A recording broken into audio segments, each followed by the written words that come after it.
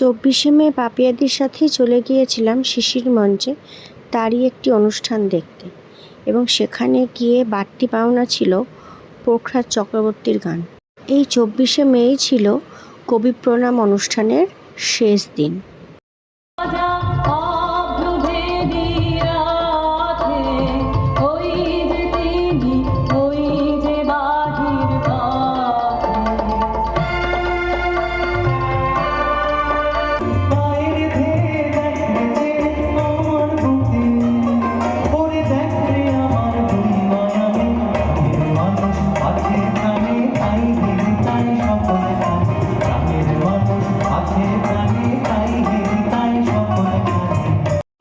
শিশির মঞ্চে পৌঁছানোর পরপরই আমরা বেশ কিছু ফটোশ্যুট করে ফেলি।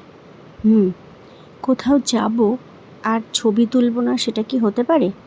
আমি তো নিজের একটা ছোট্ট ভিডিও করেছিলাম, সেই ভিডিওটা সবাই আপনারা দেখেছেন আগে।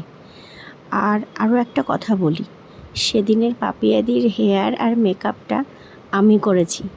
আমি প্রফেশনাল মেকআপ আর্টিস্ট নই, তবে নিজের নাচের মেকআপ আমি নিজেই করি। আমার কাজ কেমন হয়েছে অবশ্যই জানাবেন।